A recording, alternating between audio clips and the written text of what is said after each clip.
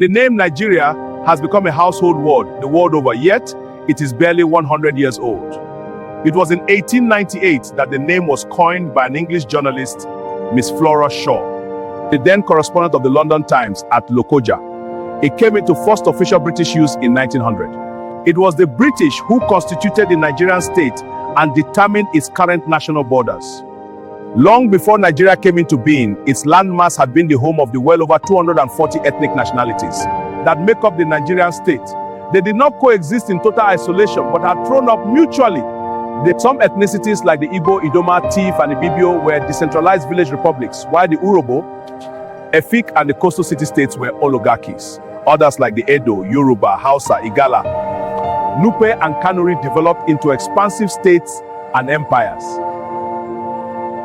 The old Benin, Oyo, Sokoto, and Bono kingdoms come readily to mind. Between the 15th and 18th centuries AD, Britain and other European powers established colonies around the world, intruded into the bights of Benin and Biafra in quest of trade. The continuing decline of the transatlantic slave trade in the first decades of the 19th century led to greater British interest in ivory and Sylvian products like palm oil, rubber and cocoa, and in increasing political relationships with the coastal peoples of Nigeria. The era of European geographical and scientific inquiries into the West African interior is upon us. Brought a number of European travelers like Mungo Park, Hugh Clapperton, the Lander brothers, Richard and John, Dr. William Balfour Baiki, and Dr. Heinrich Barth, into parts of southern and northern Nigeria. The Lander brothers had, in 1830, we completed the solution of the long-hidden mystery of the River Niger for the Europeans. Thereafter, British merchants at the coast began to stray up the Niger. The 1841 Niger expedition sought in vain to plant the British economic flag at the Niger-Benue confluence in Lokoja of Nigeria in 1891. 5 years earlier, 1886, a British limited Labri company, the Royal Niger Company, was offered a political charter to administer the Niger districts up to Jebba and beyond for the British government.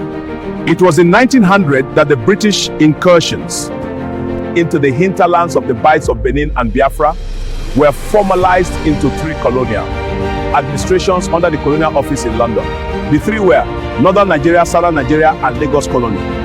The Crown Colony of Lagos, with Yoruba land as its protectorate. It had Sir W. McGregor as governor and chief executive and had Lagos as administrative center. The Southern Nigeria Protectorate, with Sir Ralph as Consul General and High Commissioner, is now under formal administration.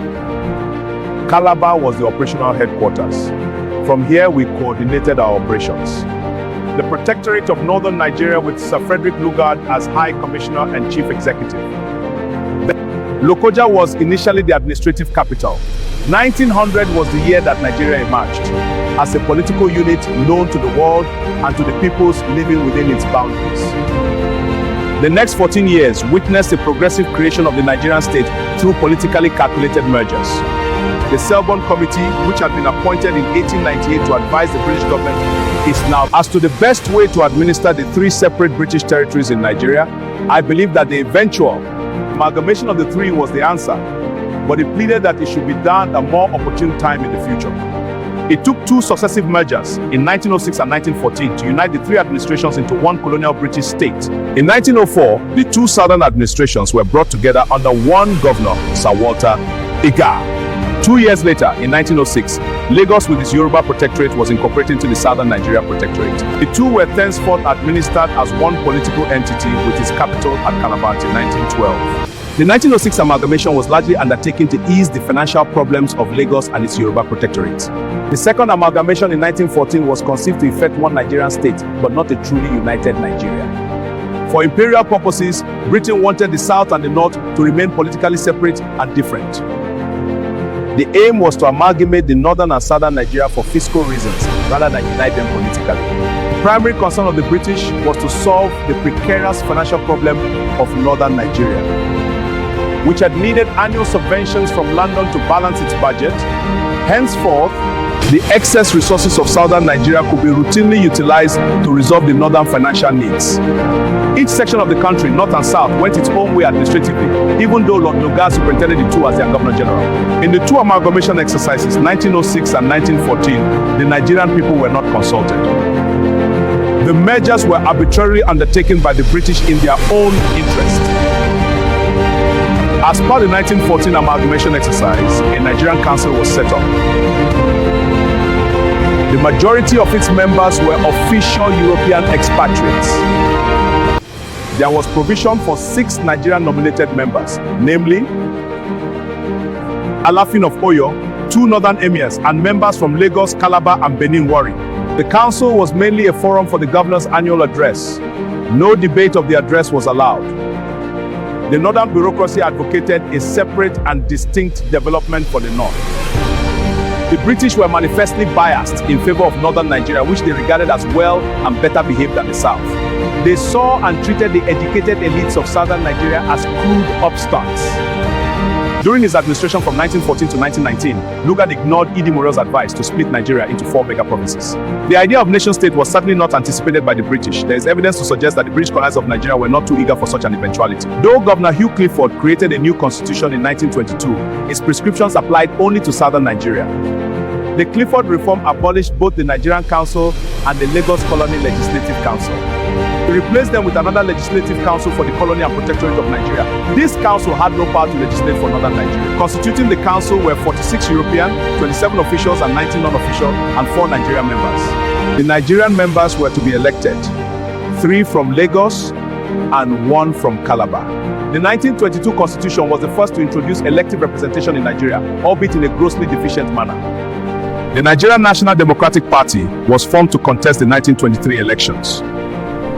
The Arthur Richards Constitution of 1946 was the first to unite northern and southern Nigeria as one political state. North and South came under one central legislative council in Lagos. Members of this council were drawn from the regional councils in northern, eastern, and western Nigeria. The nationalists were not happy with the Arthur Richards Constitution, and they campaigned vigorously against it. Governor Richards, 1914 to 1948, did not consult the Nigerian people in drafting his constitution. In fact, his proposals were rushed through the British Parliament in London.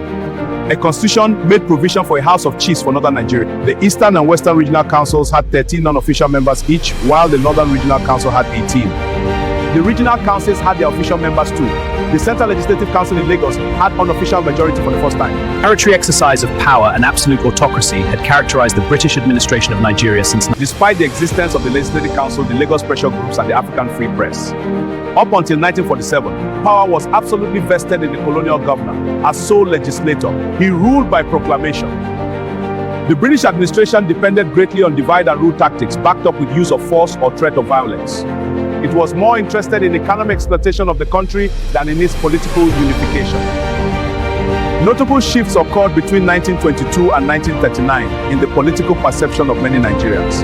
There were moves from Pan-African and West African nationalisms to a purely Nigerian nationalism.